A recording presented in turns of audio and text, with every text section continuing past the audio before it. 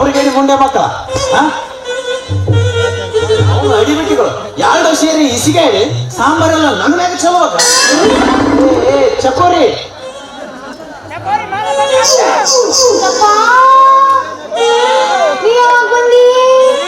ಮಗ ನೀನು ಚಂದ ಬುತ್ತಿ ನೀನು ಎರಡೋ ಕಣ್ಣು ಮುಚ್ಚಿ ಬುತ್ತಿ ಬಾರ್ಲ ಹಾಕಿ ಮಾವ ಮಾವ ಅಂತೇನು ಇಬ್ಬರು ತಪ್ಕೊಂಡಿದ್ರ ಅವಾಗ ಬಂದೆ ಓ ತಾಯಿ ನಮ್ಮವ್ವ ನೀನಿಷ್ಟು ಮುಂದುವರಿತೆ ಅಂತ ನಾ ತಿಳ್ಕೊಂಡಿದ್ದಲ್ಲ ಓ ಇದೆಲ್ಲ ವಯಸ್ಸಿನ ಪ್ರಭಾವ ಮಾವ. ಇದೆಲ್ಲ ನಿನ್ನ ಪ್ರಭಾವಲೇ ನಿನ್ನ ಪ್ರಭಾವ ಅಂತೂ ಇಂತೂ ಚಂದ್ರ ನನ್ನ ಮಗ ಬಾಯಿಂದ ಮಾವ ಅಂತ ಅನ್ಸಿಲ್ಲ ತಯಾರಾಗೇ ಕೂತೀವಿ ಮತ್ತೆ 2 ತಿಂಗಳಿಂದ. ಮಾಮನ್ ಕಂಡ್ರ ಒಂದು ತರ ಯಪ್ಪ ಯಪ್ಪ ನಾನು ಊಟ ಮಾಡಕ್ ಹೋಗ್ತೀನಿ ಊಟನೇ ಸೇರಂಗಿಲ್ಲ ಮಕ್ಕೊಳಕ್ ಹೋಗ್ತೀನಿ ಹೊಟ್ಟೆ ನಿದ್ದಿನ ತಂಗಿಲ್ಲ ರಾತ್ರಿ ಮಕ್ಕೊಂಡಾಗ 4 ಕೌದಿ ಹೊರದಿನಿ ಅಪ್ಪನ ಮುಚ್ಚು ಬಾಯಿ ಯಪ್ಪ ಮಂತ್ರ ಮಾಡ್ಕೊಂಡ್ ಕಟ್ತೀವಿ ಅದಕ್ಕೆ ಹಿಂಗ ಆಗ್ತೈತಿ. ಮುಚ್ಚು ಬಾಯಿ ಮಾವ ಅಂದ್ರ ಮನಸ್ನಾಗ ಏನೋ ಒಂಥರ ಆಯ್ತು ಅದಕ್ಕೆ 2 ಕಣ್ಣು ಮುಚ್ಚಿ ಮಾಮ ಅಂದ್ರ ಮನಸ್ನಾಗ ಏನೋ ಒಂಥರ ಹಾಯ್ ಹಾಯ್ ನಿಮ್ಮ ಮನೆಗೆ ಬಾ ಕಡ್ಚಿ ಕಾಸಿ ಬರೀಡುತ್ತ ಅವಾಗ ಹೆಂಗಾತಂತ ಹೇಳವಂತಂತ. ಏ ಚಂದ್ರ ನೀನ್ ನೋಡ್ಲಿ ನಿನ್ನ ನಿಮ್ಮಪ್ಪನ ಇಬ್ಬರನ್ನ ಕೂಡಿ ಅಗಿಸಿ ಬಂದು ಬಿಗಿಸಿ ಬಿಸಿ ನೀರು ಎತ್ತಲಿಲ್ಲ ಅಂದ್ರ ನನ್ನ ಹೆಸರು ದಂಡಪ್ಪನೇ ಅಲ್ಲ. ಏ ನಿಮ್ಮ ನಡೆ ಮನೆ ಸುಡುಗಾಡಿ ಅದೇನು ಲೆಸ್ ಆಗಲ್ಲ ನಡಿ ನಾನು ಎಕ್ಸ್ಪೀರಿಯನ್ಸ್ ನಿಮ್ಮ ಅಪ್ಪ ನಾನು ನಡಿ. ಇನ್ನೇನು ಮಾಡ್ತಿ ಮುಗೀತು ನಿನ್ನ ಕತೆ. ನಿನ್ನ ಮಗಳ ಕಣ್ಣು ಮುಚ್ಚಿ ನನ್ನ ಮಾಮ ಅಂತ ಕರೆದಾಗಲೇ ನಿನ್ನ ಕತೆ ಮುಗಿತು. ನೀನು ಮುಂದೆ ನಿನ್ನ ಮಗಳ ಕಾಲ ಮನೆ ನಿಂತ್ರ ಕೇಳ. ಯಾಕಂತ ಕೇಳಿದ್ರೆ ಮೊನ್ನೆ ಅಮಾಸಿ ಕಳಂ ಕಲಿ ಹೋಗಿದ್ದೀವ್ರಿ ಭಾಳ ಚಂದ ಮಾಡಿಕೊಡ್ತಾರಲ್ಲಿ ತಾಯ್ದ ಮನುಷ್ಯ ಬಂದು ಕಟ್ಟಿ ಬಿಟ್ಟಿವಿ ಮಗಳಿಗೆ. ಲೇ ಚಂದ್ರ ಇರ್ಲಿಲ್ಲ ಸುಮ್ಮನೆ ನನ್ನ ಮಗಳ ಜೊತೆ ಕಣ್ಣ ಮುಚ್ಚಲೆ ಬಾಳ ಆಡಕತ್ತೀರಲ್ಲ ಮನಿಗೆ ಬರ್ಲೆ ಮಗನ ನೋಡ್ಕೊಂತ ಏ ನಡಿ ನೀ ಮಗ ಸುಳ್ಗಾಡಿ ನೀನ್ ನಿಂಗ ಬಿಟ್ಟೆ ಮಂಡ್ಯ ಮಾನ ಕರೆಯಕತ್ತೀನಿ ನಂದು ಮರೋದು ಎಲ್ಲ ಸಿಗುತ್ತೆ ಇವರ ಹೇಳ ನನಗೊಂದು 2 ಕೆಜಿ ಗೊತ್ತಾಕರು ಏನ ಮಾತೆಕ್ಕರ್ ಮರ ಯಾಕೆ ತಡಿ ಏನು ತಗದಿ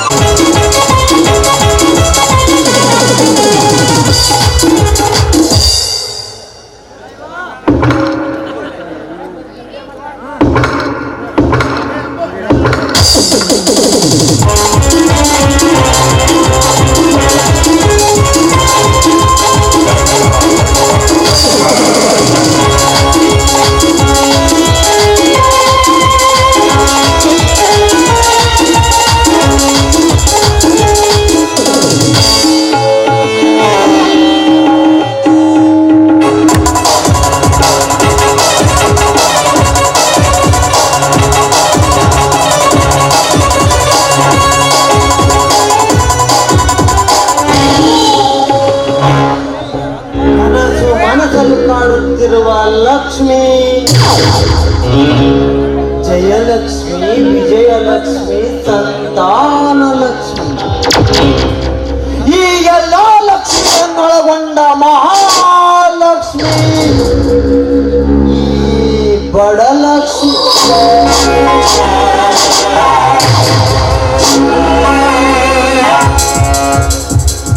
ಲಕ್ಷ್ಮೀ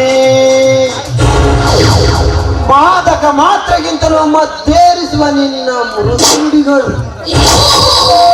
ಮಹಾಕರ್ಷಣೆಯ ನಿನ್ನ ದುಂಡು ಮುಗ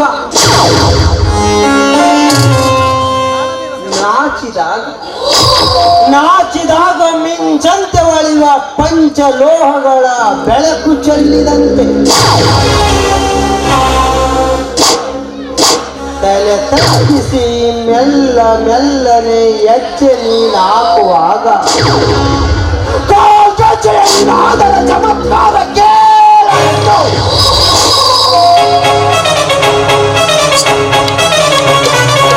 ಆತುರದಿಂದ ಓಡಿ ಬಂದೆ ಲಕ್ಷ್ಮಿ, ಆತುರದಿಂದ ಓಡಿ ಬಂದೆ. ಈ ಲಕ್ಷ್ಮಿ ಅಂತಿಂತ ಲಕ್ಷ್ಮಿ ಅಲ್ಲ, ಹಣದಲ್ಲಿ ಬಡವೆ ಆದರೂ ಚೆಲುವಲ್ಲಿ ಸೌಂದರ್ಯದಲ್ಲಿ ಅಪ್ಸರೆ ಅಪ್ಸರೆ ಈ ಲಕ್ಷ್ಮಿ ಆ ಬಡವನ ಬಾಳಂಗಳದಲ್ಲಿ ಆಳಿ ನಿಂತಿರುವ ಚೆಂಗುಲಾಬಿ ನಿನ್ನನ್ನು ಪಡೆಯಲು ಏನು ಬೇಕಾದರೂ ಮಾಡಬಲ್ಲ ಈ ಚಿತ್ರ ಶರ್ಮ ವಿಧಿಯನ್ನೇ ನನ್ನ ಕೈಯೊಳಗಿಡಿದುಕೊಂಡು ನನಗೆ ಬೇಕಾದಂತೆ ವಿಧಿಯ ಚಲನೆಯನ್ನು ಸೃಷ್ಟಿಸುವ ಈ ಚಿತ್ರ ಶರ್ಮ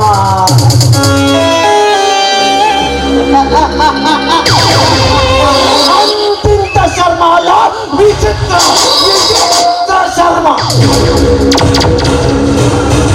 ಲಕ್ಷ್ಮಿ, ನಿನ್ನ ಮದುವನ್ನು ಹೀರಲು ತುಂಬಿಯಂತೆ ನಾನು ಬಂದಾಗ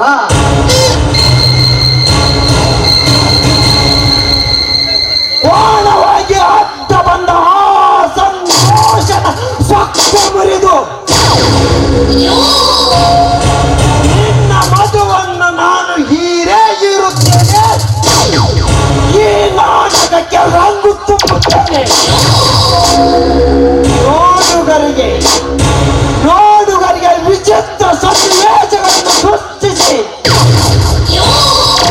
ನನ್ನಾಟವನ್ನು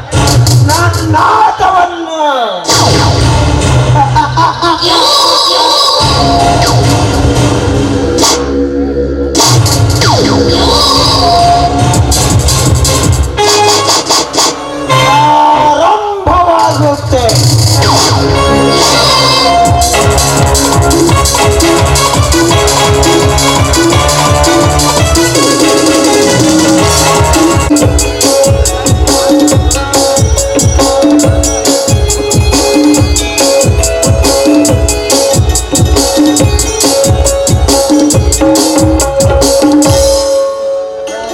ಸಂತೋಷ್, ಸಂತೋಷ್,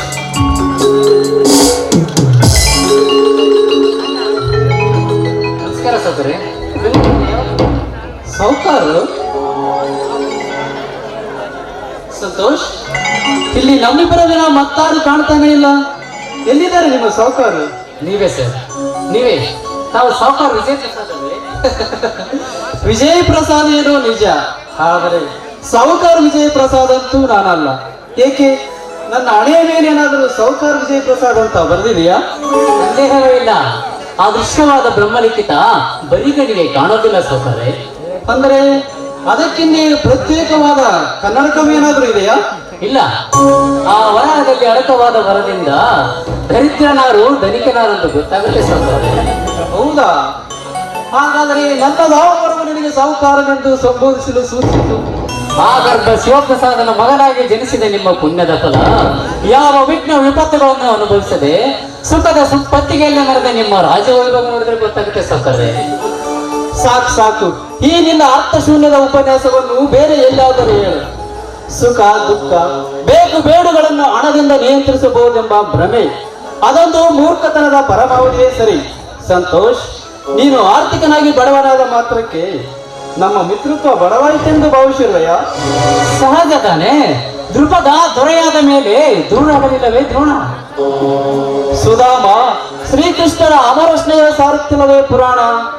ನೋಡು ಸಂತೋಷ್, ನಾವು ಕೂಡಿ ಆಡಿ ಓದಿ ಬೆಳೆದ ನಮ್ಮ ಬಾಲ್ಯದ ಅನನ್ಯ ಭಾವಗಳಿಗೆ ಅಂಟಿದ ಹತ್ತಿರ ಅಂತಸ್ತಿನ ಮಸಿಯನ್ನೇ ಅಳಿಸಿ ಆತ್ಮೀಯತೆಯ ಅಪಾರ ಆನಂದವನ್ನು ನೀಡುವ ಅರಿವನ್ನು ನಂಬಿ ವಿಜಯ್ ಎಂದು ಹೃದಯ ತುಂಬಿ ನುಡಿ.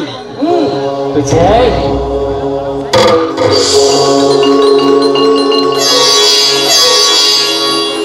ದಯವಿಟ್ಟು ನನ್ನನ್ನು ಕ್ಷಮಿಸು ವಿಜಯ್. ಈ ನಿಮ್ಮ ಮನೋವಿಶಾಲತೆಯನ್ನು ಅರಿಯದೆ ನಿಮ್ಮನ್ನು ತಪ್ಪಾಗಿ ಭಾವಿಸಿದ್ದೆ. ದಯವಿಟ್ಟು ನನ್ನನ್ನು ಕ್ಷಮಿಸು ವಿಜಯ್. ನೋಡಿದ್ಯಾ ಸಂತೋಷ್, ಬಾಲ್ಯದ ಮುಕ್ತ ಭಾವನೆಗಳು ಮತ್ತೆ ಮನಸ್ಸಿಗೆ ಮೂಡಿದಾಗ ಅದೆಷ್ಟು ಸಂತೋಷವಾಗುತ್ತದೆ.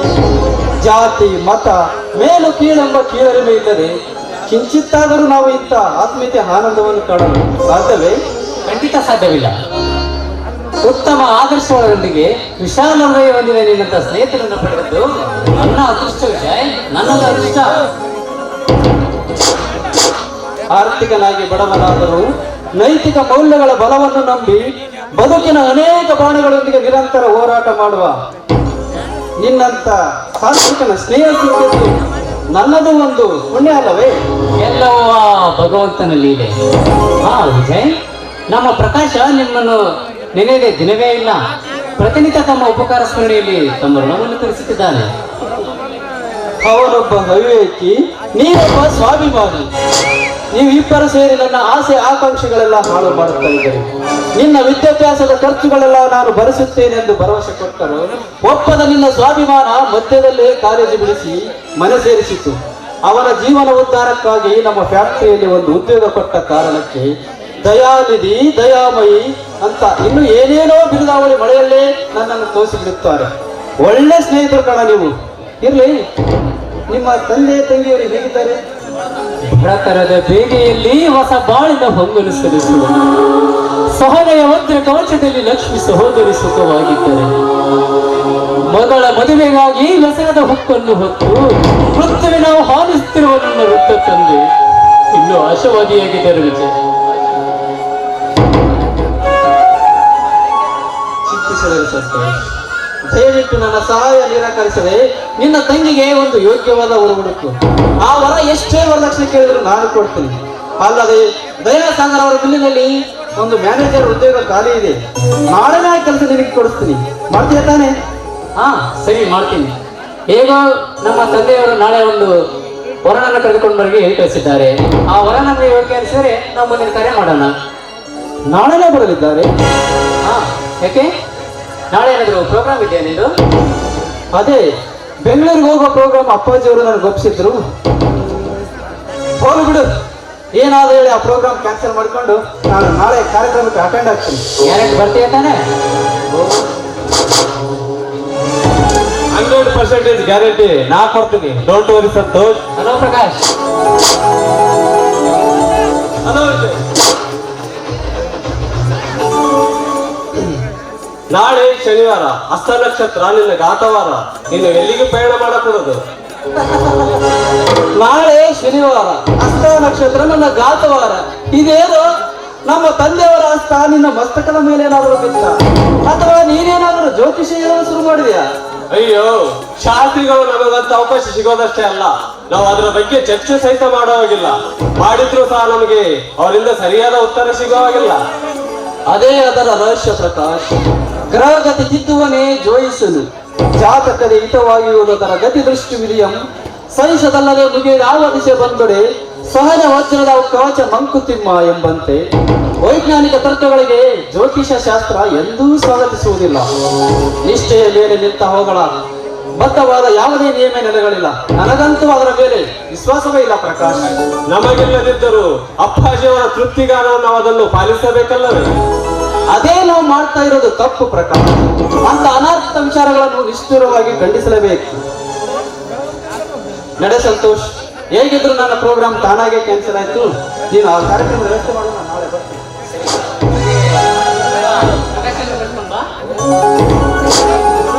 ನಾಳೆ ಲಕ್ಷ್ಮಿಯನ್ನು ನೋಡಲು ಬರುವ ಕಾರ್ಯಕ್ರಮದ ವಿಷಯ ತಾನೇ?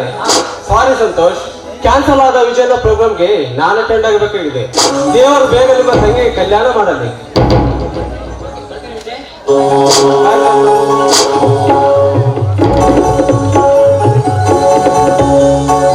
ಮತ್ತೆ ಪ್ರಕಾಶ್, ನಿಮ್ಮ ತಾಯಿಯ ಆರೋಗ್ಯ ಹೇಗಿದೆ?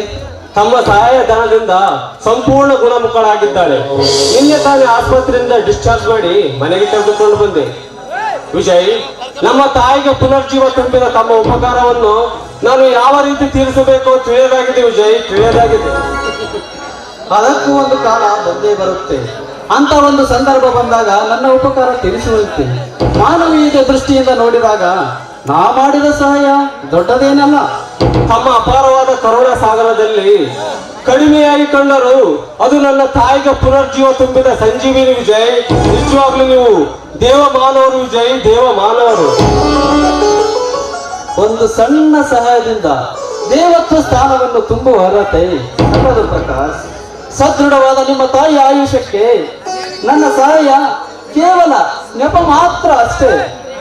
ಅದೇ ವಿಜಯ್, ಆ ದಯನಿಧಿಯ ನಿಜ ರೂಪ ಸಮಯಕ್ಕೆ ಸರಿಯಾಗಿ 1,00,000 ರೂಪಾಯಿ ಸಹಾಯ ಮಾಡದೆ ಹೋಗಿದ್ದರೆ ನನ್ನ ತಾಯಿಯನ್ನು ಉಳಿಸಿಕೊಳ್ಳಲು ಆಗ್ತಾ ಇರ್ಲಿಲ್ಲ ಸರ್. ಉಳಿಸೋದು ಅಳಿಸೋದು ಆ ಭಗವಂತನ ಇಚ್ಛೆಗೆ ಸೇರಿತ್ತು. ನಡೆ ಪ್ರಕಾಶ್, ಮನೆಯಲ್ಲಿ ಕೂತು ಮಾತನಾಡೋಣ. ಏನಿಲ್ಲ ಇದು ನೀವು ವಿಶೇಷವಾದ ವ್ಯವಸ್ಥೆ ನಡೆಸ್ಬಿಟ್ಟಿದೆಯಲ್ಲ, ಏನದು? ಅವ್ರು ಬರೋ ಟೈಮ್ ಆಯ್ತು, ಬೇಗ ರೆಡಿ ಆಗ್ಬರಮ್ಮ. ಹೋಗಮ್ಮ. ಇನ್ನೇನ್ ಕಮ್ಮಿ ಆಗಿದೆ ಈ ದರಿದ್ರ ಮುಖಕ್ಕೆ? ತಂಗಿ, ದರಿದ್ರ ಅಂತ ನೋಡಿದ್ದು ಈ ಅಣ್ಣನ ಮನಸ್ಸಿಗೆ ನೋವುಂಟು ಮಾಡಿದಿರಮ್ಮ. ತಂಗಿ, ನಿಜವಾಗಿಯೂ ನೀನು ಈ ಮನೆಯ ಭಾಗ್ಯಲಕ್ಷ್ಮಿ ಅಮ್ಮ, ನೀನು ಭಾಗ್ಯಲಕ್ಷ್ಮಿ. ಅದಕ್ಕೆ ತಾನೇ ನನ್ನನ್ನ ಈ ಬೇಗ ಈ ಮನೆಯಿಂದ ಹೊರತಟ್ಟುವ ಈ ಪ್ರಯತ್ನ. ಮತ್ತೊಂದು ಮನೆ ಬೆಳಗಲು ಎರವರಿಗೆ ಅರ್ಪಿಸಿದ್ದರೆ ಈ ಅನರ್ಘ್ಯ ರತ್ನವನ್ನು ನೋಡಿ ಕೈ ಹಿಡಿಯುವ ಭಾಗ್ಯ, ಆ ಅದೃಷ್ಟಶಾಲಿಯನ್ನು ನೋಡಬೇಕೆಂಬ ತುಂಬಾ ಅಮ್ಮ.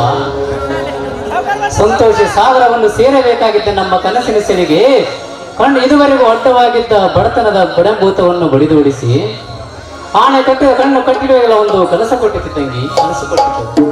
ಅಣ್ಣ, ಹೌದಮ್ಮ, ನನಗೀಗ ಒಂದು ಮ್ಯಾನೇಜರ್ ಕೆಲಸ ಸಿಕ್ಕಿದೆ. ಇನ್ನು ಮುಂದೆ ನಾವು ಯಾವುದಕ್ಕೂ ಚಿಂತೆ ಮಾಡಬೇಕಾಗಿಲ್ಲ. ನಾಳೆಯಿಂದ ನಾನು ಸಾವುಕಾರ ದಯಾಸಾಗರ ಕಾಟನ್ ಫ್ಯಾಕ್ಟರಿಯಲ್ಲಿ ಮ್ಯಾನೇಜರ್ ಆಗಿ ಅಪಾಯಿಂಟ್ಮೆಂಟ್ ಆಗಿದ್ದೀನಮ್ಮ. ಅಣ್ಣ, ಇದು ಕನಸಲ್ಲ ತಾನೇ? ಖಂಡಿತ ಅಲ್ಲಮ್ಮ. ಇದುವರೆಗೂ ಒಬ್ಬ ಸಮ್ಮಿಶ್ರನ ಕೃಪೆಯಲ್ಲಿ ಕುಳಿತ ನಮ್ಮ ಅದೃಷ್ಟದ ಸಿರಿ ನಿನ್ನೆ ತಾನೇ ನನ್ನನ್ನು ಗುರುತಿಸಿ ಬೆನ್ನೆಟ್ಟಿದ ಬಡತನದ ಬೆಡಂಭೂತವನ್ನು ಬಡಿದೋಡಿಸಿ ಕಣ್ಣು ಕಟ್ಟಿದ ಕನಸುಗಳೆಲ್ಲ ಒಂದು ಬಣ್ಣ ಕೊಟ್ಟಿತು. ಇದೇನೇನು ವಿಚಿತ್ರ? ಯಾರ ಅದೃಷ್ಟ, ಯಾರ ಮಿತ್ರರು, ನನಗೊಂದು ಅರ್ಥನೇ ಆಗ್ತಾ ಇಲ್ಲ.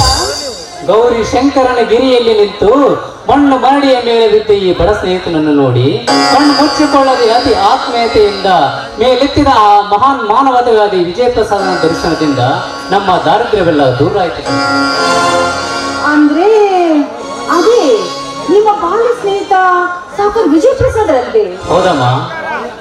ಜಾತಿ ಮತಗಳಿಂದ ಹಣ ಅಂತಸ್ತುಗಳಿಂದ ಅತೀತನಾಗಿರದೆ ಮೊದಲಿನಂತೆ ಒಬ್ಬ ತಾನು ಸಾಮಾನ್ಯ ಸ್ನೇಹಿತನಾಗೇ ಇದ್ದಾನೆ. ಹೌದು, ಅವರು ಬೆಂಗಳೂರಿನಲ್ಲಿ ವಿದ್ಯಾಭ್ಯಾಸ ಮಾಡ್ತಾ ಇದ್ದಾರೆ ಅಂತ ಹೇಳ್ತಾ ಇದೆಯಲ್ಲ, ಅವ್ರು ನಿನಗೆ ಸಿಕ್ಕಿದ್ರು? 5 ವರ್ಷಗಳಿಂದ ಆಗಲಿದ್ದ ನಮ್ಮ ಸ್ನೇಹ ನಿನ್ನೆ ಅನಿಶ್ಚಿತವಾಗಿ ಭೇಟಿಯಾಗಿದ್ವಮ್ಮ.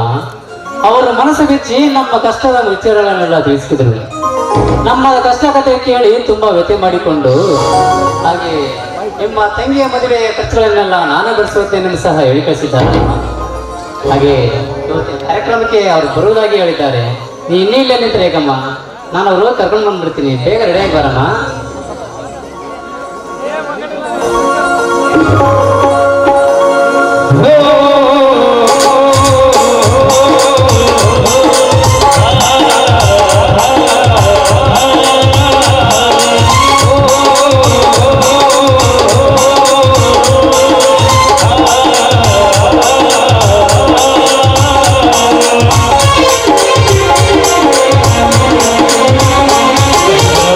Bye.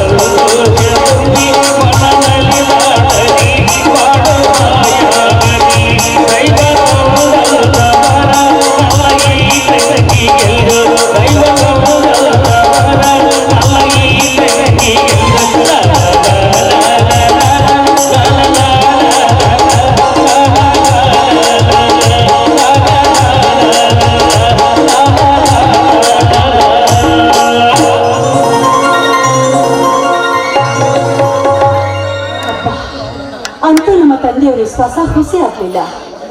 ದೇವ, ಆ ಪರಮೇಶ್ವರ ವಿಜಯ ಪ್ರಸಾದ ರೂಪದಲ್ಲಿ ಬಂದು ನಮ್ಮ ಕಷ್ಟ ತಾಪನೆಗಳನ್ನ ಪರಿಹಾರ ಮಾಡ್ತಾ ಇದ್ದಾರೆ.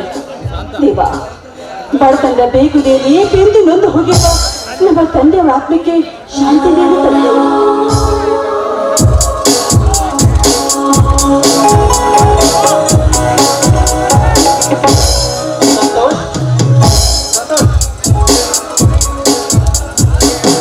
ಸರ್, ಅಣ್ಣ ಇದಕ್ಕೆ ಹೊರಗಡೆ ಹೋದ್ರು. ತಾವು ನೀನು ಸಂತೋಷನ ತಂಗಿ ಲಕ್ಷ್ಮಿ ತಾನೆ? ಹೌದು ಸರ್, ತಾವು ಸಾವುಕಾರ ವಿಜಯ್ ಪ್ರಸಾದ್ ಅಲ್ವೇ? ಯಾಕೆ ಅನುಮಾನವೇ? ಹೆಣ್ಣು ಮಕ್ಕಳು ಮಾತ್ರ ಬೇಗ ಬೆಳವಣಿಗೆ ಆಗ್ತಾರೆ ಅಂತ ತಿಳಿದಿದೆ. ಆದರೆ ತಮ್ಮ ಈ ಶಂಕೆ ನೋಟವನ್ನು ನೋಡಿದ್ರೆ ನಾನು ಸಹ ಸಾಕಷ್ಟು ಬದಲಾವಣೆ ಆಗಿರಬಹುದು ಅಂತ ಕಾಣುತ್ತೆ ಅಲ್ಲ ಲಕ್ಷ್ಮಿ? ಹೌದು ಸರ್, ಶಾರೀರಿಕ ಬೆಳವಣಿಗೆಯಲ್ಲಿ ಬಹಳಷ್ಟು ಬದಲಾವಣೆ ಕಂಡಿಲ್ಲ. ಎಳ್ಳಷ್ಟು ಬದಲಾಗಿಲ್ಲ ನಿಮ್ಮ ಸರಳ ಸೌಜನ್ಯತೆಯ ವ್ಯಕ್ತಿತ್ವ. ಮತ್ತಷ್ಟು ಸದ್ಭಾವನೆಗಳನ್ನು ಸಂಪಾದಿಸಿ ಈ ನಿಮ್ಮ ಕೀರ್ತಿ ಗೌರವವನ್ನ ಗಗನಕ್ಕೇರಿಸಿದೆ ಸರ್. ಶಬಾಷ್! ಇದೇನು ಲಕ್ಷ್ಮಿ, ನೀನು ಈ ರೀತಿ ಕಾವ್ಯಾತ್ಮಕವಾಗಿ ಮಾತನಾಡುವ ಕಲೆ ನೀನೆಂದು ಕಲಿತುಕೊಂಡೆ? ಇದು ಕಲೆ ಅಲ್ಲ ಸರ್, ಇದು ತಮ್ಮ ಉದಾತ್ತ ಮನೋಭಾವನೆಯ ಕಳೆಯನ್ನು ಕಂಡಾಗ ಪ್ರತಿಯೊಬ್ಬರ ಹೃದಯಾಂತರದಲ್ಲಿ ಉದ್ಭವಿಸುವ ಅಭಿನಂದನೆಯ ಮಳೆ. ಸಾಕು ಸಾಕು, ಹೊಗಳಿ ಹೊಗಳಿ ನನ್ನನ್ನು ಒಂದ ಸೂಲಕ್ಕೇರಿಸಿದರು, ಅದು ನನಗೆ ಇಡಿಸೋದಿಲ್ಲ.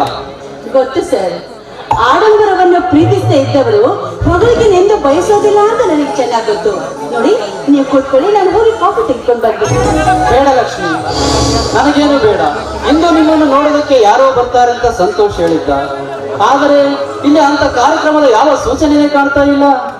ಎಲ್ಲಿ ನಿಮ್ಮ ತಂದೆ? ಇದುವರೆಗೂ ದಾರಿ ತಪ್ಪಿ ಬರುವ ಹೊರಗಳಿಗೆ ಮಾತ್ರ ನನ್ನನ್ನು ತೋರಿಸ್ತಾ ಇದ್ರು. ಆದ್ರೆ ಈಗ ಸ್ವತಃ ತಾವೇ ಬರಬಂದನ ಹುಡುಕಾಡಿ ಅವರಿಗೆ ನನ್ನನ್ನು ತೋರಿಸುವ ಕಾರ್ಯದಲ್ಲಿ ತೊಡಗಿದ್ದಾರೆ ನಿಮ್ಮ ತಂದೆಯವರು. ಅಂದರೆ ಯಾರೋ ವರದಕ್ಷಿಣೆ ವಿರೋಧಿಗಳಂತೆ. ಅವರಿಂದಾದ್ರೂ ಈ ನನ್ನ ಕೈಗೆ ಮಾಂಗಲ್ಯ ಭಾಗ್ಯ ದೊರೆಯುವುದೇನೋ ಎನ್ನುವ ಭರವಸೆಯಿಂದ ಅವರನ್ನ ಹುಡುಕುತ್ತಾ ಬೆನ್ನತ್ತಿ ಹೋಗಿದ್ದಾರೆ ನಿಮ್ಮ ತಂದೆಯವರು. ಯಾರು ಲಕ್ಷ್ಮಿ ಆ ಪುಣ್ಯಾತ್ಮ? ಎಲ್ಲಿದ್ದಾರೆ? ಏನ್ ಕೆಲಸ ಮಾಡ್ತಾ ಇದ್ದಾರೆ? ಅದೆಲ್ಲ ನನಗೆ ಗೊತ್ತಿಲ್ಲ. ಅವರ ಕಸಬು ಕಾರ್ಯಗಳ ಬಗ್ಗೆ ತಿಳ್ಕೊಳ್ಳೋಕೆ ನನಗೆ ಇಷ್ಟನೇ ಇಲ್ಲ. ಅಂದರೆ ನಾಳೆ ನಿನ್ನ ಕೈ ಹಿಡಿದು ಬಾಳು ಸಾಗಿಸುವವನ ಗುಣ ನಡತೆಗಳ ಬಗ್ಗೆ ತಿಳಿದುಕೊಳ್ಳಬೇಕೆಂಬ ಆಸಕ್ತಿ ಇಲ್ಲವೇ? ಹೊಸ ಜೀವನದ ಯಾವ ಕನಸು ಕಲ್ಪನೆಗಳಿಲ್ಲವೇ? ಅಂದವಾಗಿ ಮಲ್ಲಿಗೆ ಹೂವನ್ನ ಚಿತ್ರಿಸಿ ಅದರ ವಾಸನೆ ನೋಡಿದ್ರೆ ಪರಿಮಳ ಬೀರುವುದೇ. ಈ ಜಗದ ಬೂಟಾಟಿಕೆ ನಾಟಕದಲ್ಲಿ ನಿಜವಾದ ವ್ಯಕ್ತಿತ್ವವನ್ನ ಪರಿಚಯಿಸಾಕಿದೆ. ಪಾಲಿಗೆ ಬಂದಿದ್ದು ಪಂಚಾಮೃತ ಅಂತ ತಿಳಿದುಕೊಂಡು ನಿಜವಾದ ಜೀವನ ತಿರುಳನ್ನು ತಿಳಿದುಕೊಂಡು ಬದುಕುವುದೇ ನಿಜವಾದ ಬದುಕು. ಹಾಗಂತ ನಾಳೆ ನೀನು ಕಣ್ಣು ಮುಚ್ಚಿಕೊಂಡು ಮದುವೆ ಆಗ್ತೀಯಾ? ಕಣ್ಣ ಮುಚ್ಚಾಲೆ ವಿಧಿ ಆಟದಲ್ಲಿ ಆ ದೇವರು ನಮ್ಮ ಪಾಲಿಗೆ ಬರೀ ಕತ್ತಲೆ ಕಣ್ಬರ್ಸಬೇಕಾದ್ರೆ ನಾನು ಕಣ್ಣು ತೆರೆದು ಹಾಗೆ ಕಾಣುವುದು ನನಗೆ ಬರೀ ಕತ್ತಲೆ ತಾನೆ. ഇരുಳು ಕಂಡ ಬಾವಿಯಲ್ಲಿ ಹಗಲು ಹಾರಿ ವಿಧಿಗೆ ಅಪವಾದ ಕೊಡುವ ನಿಮ್ಮಂತ ಮುಕ್ತರನ್ನು ಯಾರು ಕಾಪಾಡಬೇಕು ಲಕ್ಷ್ಮಿ? ಎಲ್ಲರನ್ನು ಕಾಪಾಡುವ ಆ ಭಗವಂತ ಜಗದೀಶನಿರ್ಬೇಕಾದ್ರೆ ನಮಗೇಕೆ ಅದರ ಚಿಂತೆ? ಹಾಳಾದ ಬಡತನಕ್ಕೆ ಭಾರವಾಗಿರುವ ನನ್ನ ಮದುವೆ ಎಂಬ ವರ್ಷದಿಂದ ನನ್ನ ತಂದೆ ಬಿಡುಗಡೆ ಆದರೆ ನನಗೆ ಅಷ್ಟೇ ಸಾಕು. ಅವರ ಹುಡುಕಾಟ, ಅವರ ಅಲುಗಾಟವನ್ನು ನೋಡಿ ಸಹಿಸುವ ಶಕ್ತಿ ನನ್ನಲ್ಲಿಲ್ಲ ಸರ್. ಅದು ಅವ್ರ ಕರ್ತವ್ಯ ಲಕ್ಷ್ಮಿ, ಏನ್ ಮಾಡಕ್ಕಾಗುತ್ತೆ? ಹೆಣ್ಣು ಎತ್ತ ತಂದೆ ತಾಯಿಗಳ ಪ್ರಾಣ ತಿನ್ನೋ ಈ ಹಾಳಾದ ವರದಕ್ಷಿಣೆ ಬಿಡುಗು ನಿರ್ಮೂಲನೆಗೆ ಆಗುವವರೆಗೂ ಹೆಣ್ಣಿನ ಬಾಳಿಗೆ ಅನರ್ಥ ತಪ್ಪಿದ್ದಲ್ಲ ಲಕ್ಷ್ಮಿ. ಇನ್ನು ಇಂಥ ಅನೇಕ ಅನಿಷ್ಟಗಳಿಗೆ ಆಹಾರವಾಗಿರುವ ಈ ಹೆಣ್ಣಿನ ಜೀವಕ್ಕೆ ಸುಖ ಸಂತೋಷಗಳನ್ನು ಪರಿಚಯಿಸುವುದು ಅದೆಲ್ಲ ಪ್ರಾಮಾಣಿಕತೆ ಸರ್. ನಿಜ ಲಕ್ಷ್ಮಿ, ಇದೇ ನಮ್ಮ ಪುರುಷ ಪ್ರಪಂಚದ ವಿಪರ್ಯಾಸ. ತನ್ನೆಲ್ಲ ವಿಲಾಸ ವಿನೋದಗಳಿಗೆ ಹೆಣ್ಣನ್ನು ಬಳಸಿಕೊಳ್ಳುವುದು ಮಾತ್ರ ಗೊತ್ತು. ಆದರೆ ಅವರ ಜೊತೆ ಪ್ರೀತಿ ಪ್ರೇಮದಿಂದ ಸವಿಸುಖವನ್ನು ಹಂಚಿಕೊಳ್ಳುವ ಹೃದಯವಂತಿಕೆ ಇಲ್ಲ. ಎಲ್ಲಿಂದ ಇರುತ್ತೆ ಸರ್? ಎಲ್ಲಿಂದ ಇರುತ್ತೆ? ಪ್ರೀತಿ ಪ್ರೇಮ ಅನ್ನೋದು ವ್ಯಾಪಾರದ ವಸ್ತುವಾಗಿರುವಾಗ ಅದರ ಭವ್ಯವಾದ ನಿಜವಾದ ಅಸ್ತಿತ್ವ ಹೇಗೆ ತಾನೇ ಅರ್ಥವಾಗುತ್ತೆ ಹೇಳಿ? ಒಂದೆಡೆ ಗಂಡನ್ನ ಹೆಣ್ಣನ್ನ ಕೊಂಡುಕೊಳ್ಳುವ ಅಮಾನ್ಯತೆ, ಇನ್ನೊಂದೆಡೆ ಹೆಣ್ಣು ಗಂಡನ್ನೇ ಮಾರಾಟ ಮಾಡುವ ಅನಿವಾರ್ಯತೆ. ಇಂಥ ಅನಿಷ್ಟ ಕರಾಳ ವ್ಯವಸ್ಥೆಯಲ್ಲಿ ಬಾಳುತ್ತಿರುವ ಹೆಣ್ಣಿನ ಜೀವನ ಭಯ ಆತಂಕಗಳಲ್ಲಿ ಕೊನೆಗೊಳ್ತಾ ಇದೆ. ಆ ದುರಂತವನ್ನು ತಪ್ಪಿಸಬೇಕೆನ್ನುವುದೇ ನನ್ನ ಪ್ರಯತ್ನ. ಬ್ರಹ್ಮ ಸೃಷ್ಟಿಯಲ್ಲಿ ಅಗಮ್ಯವಾದ ಆನಂದ ಆಕರ್ಷಣೆ ಇರೋದೇ ಹೆಣ್ಣಿನ ಸೌಂದರ್ಯ. ಇಂಥ ಒಂದು ಅಸಾಮಾನ್ಯ ವರದ ಚೇತನದಿಂದಲೇ ಜಗತ್ತು ಜೀವಂತವಾಗಿರೋದು. ಅಂತೆಯೇ ಬಲ್ಲವರು ಹೆಣ್ಣಿನಿಂದಲೇ ಇಹವು, ಹೆಣ್ಣಿನಿಂದಲೇ ಪರವು, ಹೆಣ್ಣಿನಿಂದಲೇ ಸಕಲ ಸಂಪದವು ಎಂದು ಸಾರಿದ್ದಾರೆ. ಈ ಕಾಲದಲ್ಲಿ ಅಂತ ಸದ್ಭಾವಗಳು ಸಿಗೋದು ತುಂಬಾ ಬಿರಳ. ಅಯ್ಯೋ, ನಾನೇನು ನಿಮ್ಮ ಹಾಗೆ ನಿಂತುಬಿಟ್ಟಿದ್ದೀರಿ. ಒಂದು ನಿಮಿಷ ಕೂತ್ಕೊಳ್ಳಿ, ನಾನು ಕಾಫಿ ರೆಡಿ ಮಾಡ್ಕೊಂಡು ಬಂದೆ. ಬೇಡ ಲಕ್ಷ್ಮಿ, ನನಗೆ ಕಾಫಿಗಿಂತ ನಿಮ್ಮ ವಿಚಾರಧಾರೆಯ ವಿವೇಕವಾಣಿ ತುಂಬಾ ರುಚಿಸ್ತಾ ಇದೆ. ನಮ್ಮ ಸಮಾಜದ ವಾಸ್ತವಿಕ ಸತ್ಯವನ್ನು ಅತ್ಯಂತ ಮಾರ್ಮಿಕವಾಗಿ ವಿವರಿಸುವುದನ್ನು ಕೇಳಿದರೆ ಇನ್ನು ಕೇಳಬೇಕು ಅಂತ ಅನಿಸುತ್ತಾ ಇದೆ. ಅದನ್ನು ತಿಳಿದುಕೊಂಡು ನೀವೇನ್ ಮಾಡ್ತೀರಾ ಸರ್? ಅವಕಾಶ ಸಿಕ್ಕರೆ ನಿಮ್ಮಂತ ಸುಜ್ಞಾನಿ ಸುಶೀಲಕರಣಿಗೆ ತಾಳಿ ಕಟ್ಟಿ ಪ್ರೀತಿಯ ಅಸ್ತಿತ್ವ ಏನು ಅಂತ ಈ ಸಮಾಜಕ್ಕೆ ಪರಿಚಯಿಸ್ತೀನಿ. ಸರ್, ನೀನು ನನ್ನ ಬಾಳ ಸಂಗಾತಿಯಾಗಿ ಬಂದರೆ ಕ್ಷಣಿಕವಾದ ಆಸ್ತಿ ಅಂತಸ್ತಿಗೆ ತಮ್ಮ ಅಮೂಲ್ಯವಾದ ಜೀವನವನ್ನು ಅರ್ಪಿಸಿ ಅನೇಕ ಹಿಂಸೆ ಅನುಭವಿಸುತ್ತಿರುವ ಮೂರ್ಖ ಮೈತ್ರಿಗಳಿಗೆ ಪವಿತ್ರ ಪ್ರೀತಿ ಸಾಕ್ಷಾತ್ಕಾರ ಲಕ್ಷ್ಮಿ. ವರದಕ್ಷ ವರೋಪಚಾರಗಳನ್ನು ನಂಬಿ ನರಕ ಯಾತನೆಗೆ ಬಲಿಯಾಗಿರುವ ನರಾದವರಿಗೆ ಪಶ್ಚಾತ್ತಾಪವಾಗುತ್ತದೆ. ಸಮಾನ ಅಭಿರುಚಿಯುಳ್ಳ ಈ ಎರಡು ಹೃದಯಗಳು ಸಮಾಗಮವಾದರೆ ಪ್ರೀತಿ ಅಜರಾಮರವಾಗುತ್ತೆ ಲಕ್ಷ್ಮಿ. ಇಲ್ಲ, ಸಾಧ್ಯವೇ ಇಲ್ಲ. ಅಜಗಜಾಂತರವಿರುವ ನಮ್ಮ ನಿಮ್ಮ ಅಂತಸ್ತುಗಳಲ್ಲಿ ಆದರ್ಶ ಪ್ರೀತಿಗೆ ಸ್ಥಾನವೇ ಇಲ್ಲ. ಆದರ್ಶ ಪ್ರೀತಿಗೆ ಅಂತಸ್ತು ಬೇಕಾಗಿಲ್ಲ ಲಕ್ಷ್ಮಿ, ಅಂತರಂಗ ಬೇಕು. ನಿನ್ನ ಗುಣ, ನಡತೆ, ರೂಪ, ಲಾವಣ್ಯಗಳನ್ನು ಮೆಚ್ಚಿಕೊಂಡ ನನ್ನ ಮನಸ್ಸು ನಿನ್ನನ್ನೇ ಮದುವೆ ಆಗಬೇಕೆಂದು ಇಷ್ಟಪಟ್ಟಿದೆ. ಈ ನನ್ನ ಭಿನ್ನಯಕ್ಕೆ ಯಾವ ಪರಿಸ್ಥಿತಿಯನ್ನು ಪ್ರಸ್ತಾಪಿಸಿದೆ? ನೇರ ನಿನ್ನ ಮನಸ್ಥಿತಿಯನ್ನು ತಿಳಿಸು ಲಕ್ಷ್ಮಿ. ಸರ್, ನೀವು ನಾನೊಬ್ಬ ದೊಡ್ಡ ಶ್ರೀಮಂತ, ನೀನು ಕಡುಬಡವಿ, ನನ್ನ ಕೈ ಹಿಡಿಯುವ ಯೋಗ್ಯತೆ ನಿನಗಿಲ್ಲ ಅಂತ ತಾನೆ ನಿನ್ನ ಆತಂಕ. ಲಕ್ಷ್ಮಿ, ಕಣ್ವ ಮಹರ್ಷಿಗಳ ಆಶ್ರಯದಲ್ಲಿ ಬೆಳೆದ ಶಕುಂತಲೆ ನಮ್ಮ ಭರತ ಖಂಡದ ಮಹಾನ್ ಚಕ್ರವರ್ತಿ ದುಷ್ಯಂತ ಮಹಾರಾಜನ ಮಡದಿಯಾಗಲಿಲ್ಲವೇ? ಅಷ್ಟೇ ಯಾಕೆ, ಒಂದು ಸಾಮಾನ್ಯ ದಾಸಿ ಮನದಲ್ಲಿ ಹುಟ್ಟಿದ ಮಮತಾಜ್ ಮೊಘಲ್ ಸಾಮ್ರಾಜ್ಯದ ಅರಸ ವೀರ ಶಾಜಾನನನ್ನು ಒರೆಸಿ ಪ್ರೇಮ ಗುರುಗಾಗಿ ತಾಜ್ ಮಹಲ್ ಅನ್ನು ಕಟ್ಟಿಸಿಕೊಳ್ಳಲಿಲ್ಲವೇ? ನಮ್ಮ ಇತಿಹಾಸ ಪುಟವನ್ನು ತಿರುಗಿ ನೋಡಿದಾಗ ಇಂಥ ಅನೇಕ ಪ್ರೇಮಿಗಳ ನಿದರ್ಶನಗಳನ್ನು ನೋಡಬಹುದು. ಲಕ್ಷ್ಮಿ, ಯೋಗ್ಯತೆ ಅನ್ನೋದು ವ್ಯಕ್ತಿಗತವಿನ ವಸ್ತುಗತವಲ್ಲ. ಆದ್ರೂ ನಾವು ಈ ನಮ್ಮ ಸಮಾಜದ ವ್ಯವಸ್ಥೆಗೆ ಹೊಂದಿಕೊಂಡು ಬಾಳಲೇಬೇಕು. ನಾಳೆ ನನ್ನ ನಿಮ್ಮ ಪ್ರೇಮ ಭಗ್ನವಾಗಿ ಬಿಟ್ರೆ ಈ ಸಮಾಜ ನನ್ನನ್ನ ಏನು ಅಂತ ಕರೆಯುವುದು ಗೊತ್ತಾ? ಹುಚ್ಚಿ, ಎಷ್ಟೇ ವಿಘ್ನಗಳು ಎದುರಾದರೂ ಪ್ರೀತಿ ಎಲ್ಲವನ್ನೂ ಗೆಲ್ಲುತ್ತೆ. ನೋಡ ಲಕ್ಷ್ಮಿ, ನನ್ನ ಬಾಳ ಸಂಗಾತಿ ಆಗೋ ಅರ್ಹತೆ ನಿನ್ನಲ್ಲಿ ಕಂಡಿರೋದ್ರಿಂದ ನಾನು ಯಾವ ಸಂಕೋಚವಿಲ್ಲದೆ ನಿನ್ನನ್ನು ಮದುವೆಯಾಗಲು ವಿಚಾರಿಸಿದೆ. ಇದರಲ್ಲೇನು ಬಲವಂತವಿಲ್ಲ. ಚೆನ್ನಾಗಿ ವಿಚಾರ ಮಾಡಿ ಒಂದು ನಿರ್ಧಾರಕ್ಕೆ ಬನ್ನಿ. ಸರ್, ನಿಮಗಾಗಿ ಈ ದರಿದ್ರ ಕೈ ಹಿಡಿಯುವ ವಿಚಾರ ನೀವು ಮನಸ್ಸು ಮಾಡಿದ್ರೆ ನನಗಿಂತ ಸ್ವಲ್ಪ ಸುಂದರವಾಗಿರುವಂಥದ್ದು ನಿಮ್ಮ ಅಂತಸ್ತಿಗೆ ತಕ್ಕವಾದ ಕುವರಿಯನ್ನು ನೀವು ಮದುವೆಯಾಗಲು ಸಾಧ್ಯ. ನಿಜ, ನಾನು ಮನಸ್ಸು ಮಾಡಿದರೆ ಬಂಗಾರದ ಕಮಲವನ್ನೇ ಖರೀದಿಸಬಲ್ಲೆನ ಹೊರತು ಅದರಲ್ಲಿರೋ ಸುಗಂಧ ಭರಿತ ಕಂಪನ್ನು ತುಂಬಿಸಲಾರೆ. ಲಕ್ಷ್ಮಿ, ನಾನು ಸುಂದರ ಸಿರಿತನಗಳನ್ನು ಅಪೇಕ್ಷಿಸುವುದಾದರೆ ಈ ನಿನ್ನ ಸದ್ಗುಣ ಸದ್ಬುದ್ಧಿಗಳಿಗೆ ಮನಸ್ಸು ತಿರುಗಿಲ್ಲ. ಚೆನ್ನಾಗಿ ವಿಚಾರ ಮಾಡು. ನಿನಗೆ ನನ್ನ ಮೇಲೆ ವಿಶ್ವಾಸವಿದ್ದರೆ ಭೂಮಿಗೆ ಶಾಂತಿ ಕಾಂತಿಯನ್ನು ನೀಡುವ ಆ ಚಂದ್ರನ ಬೆಳದಿಂಗಳು ಒಂದು ಕ್ಷಣ ಬಿಸಿಯಾಗಬಹುದು. ಚಲಿಸುವ ಮೋಡಗಳಿಂದ ಬೆಂಕಿ ಮಳೆಯಾಗಬಹುದು. ಸತ್ಯ ಭಾವನೆ ತುಂಬಿಕೊಂಡಿರುವ ಈ ನಿಮ್ಮ ಆತ್ಮದಲ್ಲಿ ಅಶಾಂತಿ ಅಲೆ ಎಳಲು ಅದ್ಯಾವ ಕಾರಣಕ್ಕೂ ಸಾಧ್ಯವಿಲ್ಲ ಸರ್. ಅಲ್ಲ, ನೀವು ನನ್ನ ಪಾಲಿನ ದೇವರು. ಈ ಚೆಲುವಿನ ನಿನ್ನೊಲವಿನ ಪ್ರಿಯನ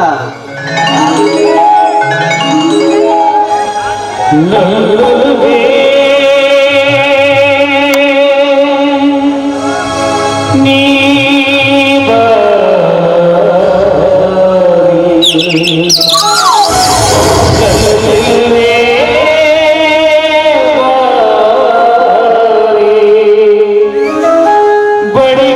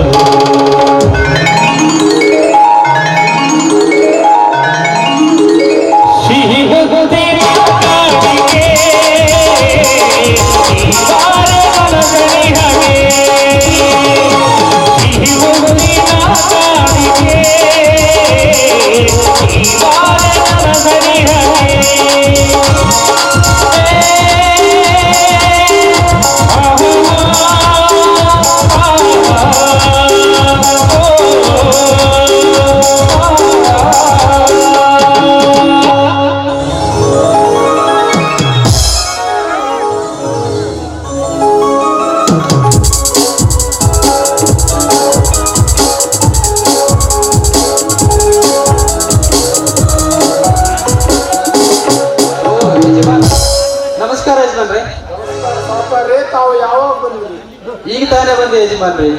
ಲಕ್ಷ್ಮಿನ ನೋಡೋದಕ್ಕೆ ಬರೋ ಮಹಾಶಯರು ಎಲ್ಲಿ ಯಜಮಾನ್ರಿ? ನಮಗಿನ್ನು ಶುಭಯೋಗ ಕೂಡಿ ಬಂದಿಲ್ಲ ಸಾಹುಕಾರ್ರೆ. ಬರುವ ದಾರಿಯಲ್ಲಿ ಅವರಿಗೆ ಯಾವುದೋ ಅಪಶಕನವಾಯಿತಂತೆ. ಅದಕ್ಕೆಂದೇ ಮಧ್ಯದಲ್ಲಿ ವಾಪಸ್ ಹೋಗಿಬಿಟ್ಟರು ಸಾವುಕಾರ್ರಿ. ಒಳ್ಳೇದಾಯ್ತು ಬಿಡಿ. ಅವರಿಗೆ ಆದದ್ದು ಅಪಶಕನವಲ್ಲ, ಶುಭಶಕನ. ಅವರು ಇಲ್ಲಿಗೆ ಬಂದಿದ್ರು, ಲಕ್ಷ್ಮಿ ನೋಡೋದಕ್ಕೆ ಆಗ್ತಿರ್ಲಿಲ್ಲ. ಏನ್ ಮಾತಾಡ್ತಿದ್ದೀರ ಸಾವುಕಾರ್ರಿ? ಈಗಾಗಲೇ ಒಂದು ವಾರ ಲಕ್ಷ್ಮಿನ ಮದುವೆ ಆಗೋದಕ್ಕೆ ಒಪ್ಪಿಕೊಂಡು ಬಿಟ್ಟಿದ್ದಾನೆ. ಸಾವುಕಾರ್ರಿ, ನಾವು ಹೇಳೋದು ನನಗೆ ಒಂದು ತೋಚುತ್ತಿಲ್ಲ. ಬನ್ನಿ, ಎಲ್ಲ ವಿಷಯ ಲಕ್ಷ್ಮಿ ಮನೆಯಲ್ಲಿ ಕಾಫಿ ಮಾಡ್ತಾಳೆ. ಕಾಫಿ ಕುಡಿತಾ ಮಾತಾಡೋಣ. ನಡೀರಿ ಹೋಗೋಣ.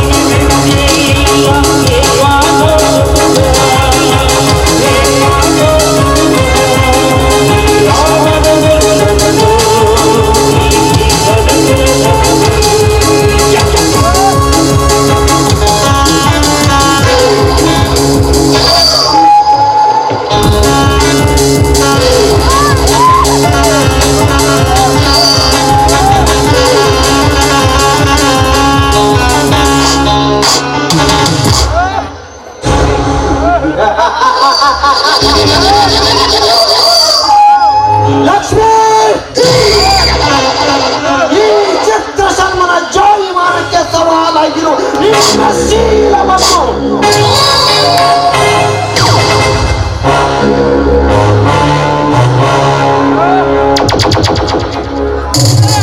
ಆ ಯಾವ ಪುರುಷ ಪೌರುಷದಲ್ಲಿ ಅಡಗಿಟ್ಟಿರುವೆ ನಾನು ನೋಡ್ತೇನೆ.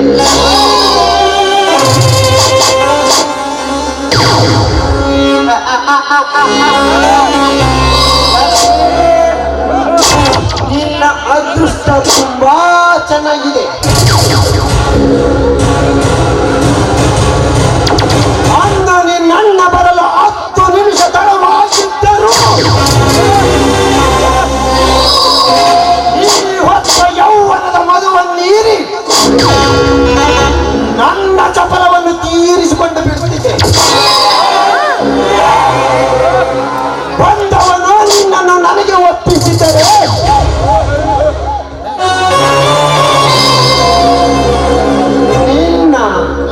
ನಿನ್ನ ಹಣೆಯ ಬರಹವನ್ನೇ ಬದಲಾಯಿಸಿಬಿಡುತ್ತಿದೆ. ಆದರೆ ಕೈಗೆ ಬಂದ ತುತ್ತು ಬಾಯಿಗೆ ಬಾರದಂತೆ ಅಡ್ಡವಾಗಿ ಬಂದ ಆ ಶಿಕಾರಿಗೆ ಈ ಜಲಗಾರ ಬೇಟೆಗಾರ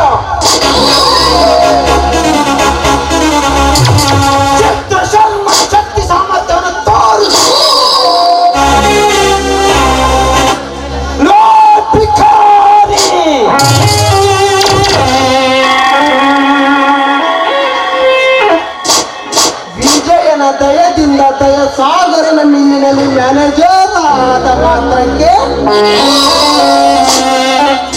ನಿನ್ನ ಹಣೆ ಬರಲೆಲ್ಲ ಬದಲಾಯಿತು ಎಂದು ಭಾವಿಸಿದೆಯಾ ಮೋಕ್ಷ? ನೀನು ಎಲ್ಲೇ ಹೋದರು ಏನೇ ಮಾಡಿದರು ನೀನಿಬ್ಬರನ್ನು ಬೆನ್ನಿಡದೆ ಬೆನ್ನತ್ತುವೆ. ನೀನು ಪಾತಾಳ ಭಕ್ತರು ಬೇತಾಳನಾಗಿ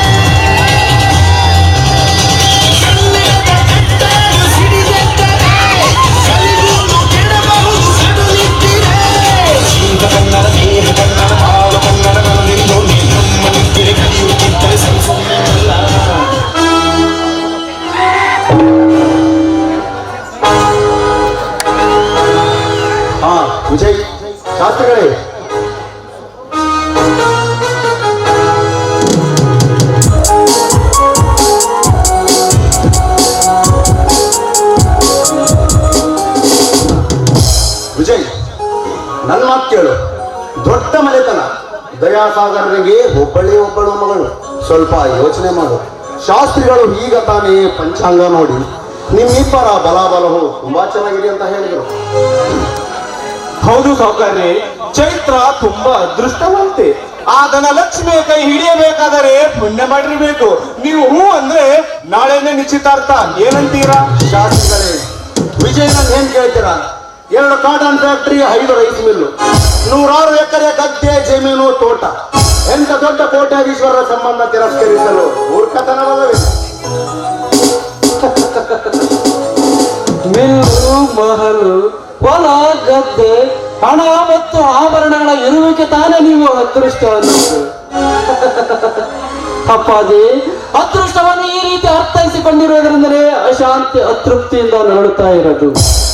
ಸಿಹಿ ತಿಂದರೆ ಸಾಯುವಂತ ರೋಗಿಗೆ ಸಕ್ಕರೆ ಫ್ಯಾಕ್ಟರಿ ಖರೀದಿ ಮಾಡುವ ನೀಡೋ ಅದೃಷ್ಟಕ್ಕಿಂತ ಸಿಕ್ಕಿದ್ದನ್ನು ತಿಂದು ಜೀರ್ಣಿಸಿಕೊಳ್ಳುವ ಒಬ್ಬ ಆರೋಗ್ಯವಂತನ ಭಿಕ್ಷುಕನ ದಾರಿದ್ರ್ಯವೇ ಶ್ರೇಷ್ಠವಲ್ಲವೇ ಅಪ್ಪಾಜಿ? ವಿಜಯ್, ನಾನು ನಿನ್ನ ತಂದೆ. ಯಾವುದು ಒಳ್ಳೆಯದು ಯಾವುದು ಕೆಟ್ಟದ್ದು ಎಂದು ನನಗೆ ಚೆನ್ನಾಗಿ ಗೊತ್ತು. ನೀನು ಇನ್ನೂ ಚಿಕ್ಕವನು. ಸುಮ್ಮನೆ ನಾನು ಹೇಳಿದಂತೆ ಕೇಳಿ ನಾಳೆ ಶಾಸ್ತ್ರಿಗಳ ಜೊತೆ ಹೋಗಿ ಆ ಚೈತ್ರವನ್ನು ನೋಡಿಕೊಂಡು ಬಾ. ಇಷ್ಟವಿಲ್ಲದವರನ್ನು ನೋಡೋ ಕೆಟ್ಟ ಹವ್ಯಾಸ ನನಗಿಲ್ಲದಪ್ಪ. ಆದರೆ ನಿನ್ನ ಮಾತಿನ ಅರ್ಥ ಆ ಚೈತ್ರವನ್ನು ಮದುವೆಯಾಗಲು ಇಷ್ಟವಿಲ್ಲವ ನಿಮಗೆ? ಚೈತ್ರಳನ್ನು ಅಷ್ಟೇ ಅಲ್ಲ ಅಪ್ಪಾಜಿ, ಯಾವ ಶ್ರೀಮಂತ ಕನ್ಯೆಯನ್ನು ನಾನು ಮದುವೆ ಆಗೋದಿಲ್ಲ. ನನ್ನ ಬಾಳ ಸಂಗಾತಿಯಾಗಿ ಬರುವಳು ಒಂದು ಸಾಮಾನ್ಯ ಬಡ ಕುಟುಂಬದಲ್ಲಿ ಹುಟ್ಟಿರಬೇಕು. ಯೋಗ್ಯ ಸಂಸ್ಕಾರವಂತ ಕನ್ಯೆಯಾಗಿರಬೇಕು. ಅಂತ ಒಂದು ಕನ್ಯೆಯನ್ನು ನಾನು ಈಗಾಗಲೇ ಆಯ್ಕೆ ಮಾಡಿಕೊಂಡಿದ್ದೇನೆ. ನೀವು ಒಪ್ಪುವುದಾದ್ರೆ ಅವಳು ಯಾರಂತ ಹೇಳ್ತೀನಿ, ಬೇಕಾದ್ರೆ ಅವಳ ಜೊತೆನೆ ಮದುವೆ ಮಾಡಿ. ವಿಜಯ್, ನಿನಗೇನು ಹುಚ್ಚು ಹಿಡಿದಿದೆಯಾ? ಒಬ್ಬ ದೊಡ್ಡ ಭೋಜಾರೀಶ್ವರನ ಸಂಬಂಧ ಬಿಟ್ಟು ಎಲ್ಲೋ ಕೂಲಿ ಮಾಡಿಕೊಂಡು ತಿನ್ನುತ್ತಿರುವ ಬೋಕಿಯನ್ನ ಈ ನನ್ನ ಮನೆಗೆ ಸೊಸೆಯನ್ನಾಗಿ ಮಾಡಿಕೊಂಡು ಬಂದರೆ ಈ ಶಿವಪ್ರಸಾದನ ಘನತೆ ಗೌರವ ಏನಾಯಿತು ಎಂಬುದು ಅರಿವು ಬೇಡವೇ? ಒಂದು ಬುಟ್ಟಿಯಲ್ಲಿ ಹಾವು ಮುಂಗಿಸಿಗಳೆರಡು ಒಟ್ಟಿಗೆ ವಾಸಿಸಬಹುದು, ಆದರೆ ಒಂದು ಮನೆಯಲ್ಲಿ ಗರ್ವ ಗೌರವಗಳೆರಡು ಜೊತೆಯಾಗಿರಲು ಸಾಧ್ಯವೇ ಇಲ್ಲ. ಅಪ್ಪಾಜಿ, ಮದುವೆ ಅನ್ನೋದು ಜೀವನದ ಅತಿ ಮುಖ್ಯವಾದ ಘಟ್ಟ. ಮುಂದಿನ ನಮ್ಮ ಭವಿಷ್ಯ ರೂಪಿಸುವಂತ ಮಹತ್ ಕಾರ್ಯ. ಅದಕ್ಕಾಗಿ ಆ ಒಂದು ಸತ್ಕಾರ್ಯವನ್ನು ಅವರಿಚ್ಛೆಗೆ ಬಿಡುವುದು ಒಳ್ಳೆಯದು ಅಪ್ಪಾಜಿ. ಮುಚ್ಚು ಬಾಯಿ. ನನಗೂ ಒಂದು ಕರ್ತವ್ಯ ಜವಾಬ್ದಾರಿ ಎನ್ನುವುದಿಲ್ಲವೇ? ನೀನೇನಾದರೂ ಈ ಶಿವಪ್ರಸಾದನ ಘನತೆ ಗೌರವಕ್ಕೆ ಧಕ್ಕೆಯಾಗುವಂತೆ ನಡೆದುಕೊಂಡಿದ್ದೆ ಆದರೆ ಮಗನೆಂಬ ಮಮಕಾರವನ್ನು ಮರೆತು ಮನೆಯಿಂದ ಹೊರ ಹಾಕಬೇಕಾಗುತ್ತದೆ. ಅಷ್ಟೇ ತಾನೇ, ಸುಖ ಸಂತೋಷಗಳನ್ನು ಬಲಿ ತೆಗೆದುಕೊಳ್ಳೋ ಈ ನಿಮ್ಮ ಬರಡ ಆಸ್ತಿ ಅಂತಸ್ತು ಬಂದರೆ ಯಾರಿಗೆ ತಾನೇ ಬೇಕಾಗಿದೆ ಅಪ್ಪ? ನೀವು ತಿಳಿದುಕೊಂಡಿರೋ ಹಾಗೆ ಈ ನಿಮ್ಮ ಮಗ ಯಾವತ್ತು ನಿಮ್ಮ ಆಸ್ತಿ ಅಂತಸ್ತನ್ನು ನಂಬಿ ಬದುಕುವ ವ್ಯಕ್ತಿ ಅಲ್ಲ. ಎಂಥ ಪ್ರಸಂಗ ಬಂದರೂ ಆತ್ಮವಂಚನೆ ಮಾಡಿಕೊಂಡು ಬಾಳೋ ಮುಟ್ಟಾಳನೂ ಅಲ್ಲ. ಮಗನ ಭವಿಷ್ಯವನ್ನು ಲೆಕ್ಕಿಸದೇ ಇರೋ ಈ ನಿಮ್ಮ ಶ್ರೀಮಂತಿಕೆಗೆ ನಾನು ಹಿಂದೆ ಧಿಕ್ಕಾರ ಹಾಕುವೆ. ಎಲ್ಲಿ ನಿರ್ಮಲವಾದ ಪ್ರೀತಿ, ಪ್ರೇಮ, ಸತ್ಯ, ಶಾಂತಿ ಇದೆಯೋ ಅದೇ ನನ್ನ ಸಕಲ ಐಶ್ವರ್ಯ ತುಂಬಿದ ಸ್ವರ್ಗಾಲಯ. ಎಲ್ಲಿವರೆಗೂ ಈ ನಿಮ್ಮ ದುರಾಭಿಮಾನ, ದುರಹಂಕಾರ ನನ್ನ ಆದರ್ಶ ತತ್ವಗಳಿಗೆ ಶರಣಾಗುವುದಿಲ್ಲವೋ ಅಲ್ಲಿವರೆಗೂ ಈ ಮನೆಯ ವಸ್ತು ಕೂಡ ತುಳಿಯುವುದಿಲ್ಲ.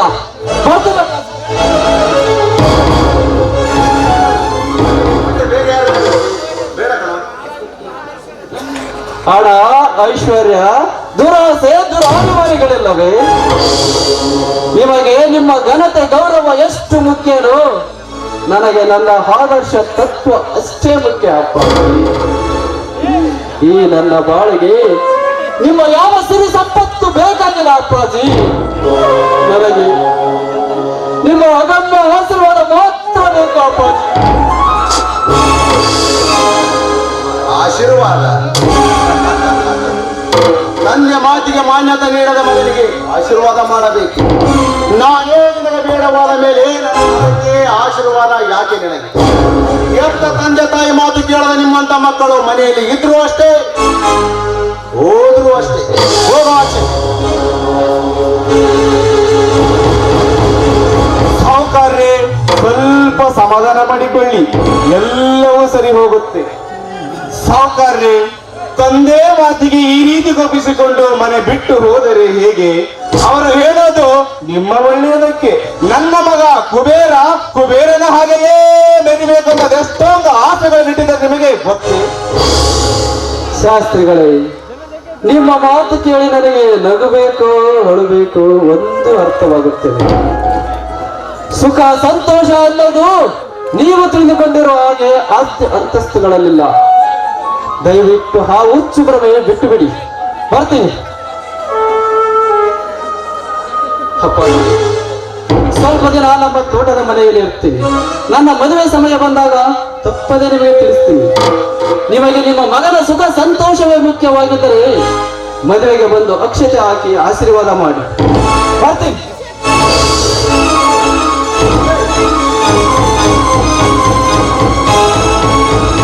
ಶಾಸ್ತ್ರಿಗಳೇ, ಒಬ್ಬನೇ ಮಗನೆಂದು ಮುದ್ದಾಗಿ ಬೆಳೆಸಿಬಿಟ್ಟೆ.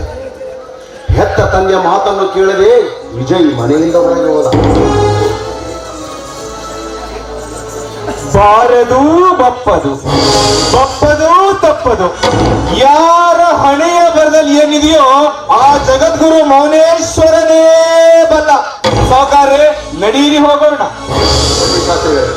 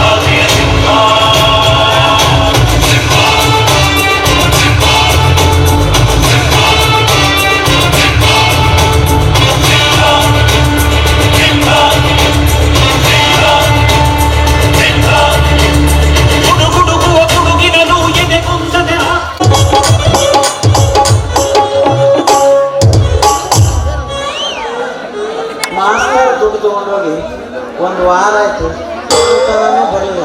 ನಾಪತ್ತೆ ಆಗ್ಬಿಟ್ಟು ಏನೋ ಒಂದು ಗೊತ್ತಾಗವಲ್ತು. ಅವಾಗ ನೋಡಕ್ ಬರೋಷ್ಟು ಮನುಷ್ಯ ಚೆನ್ನಾಗಿ ಕಾಣ್ತಾನ್ರಿ, ಆದ್ರೆ ಏನ್ ಮಾಡಕ್ ಆಗಲ್ಲ.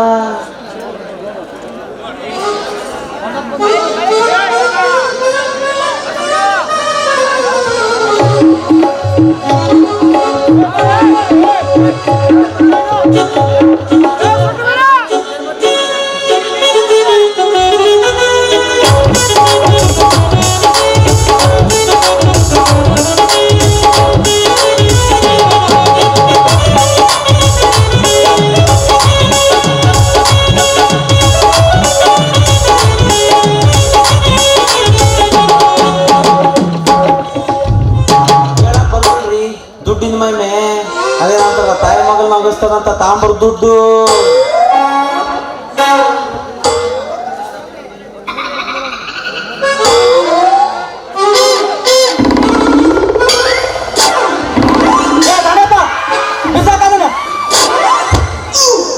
ಮಾಸ್ತರ ಯಾವ ಬಂದು ಮಾಸ್ತರ ಊರಿಂದ?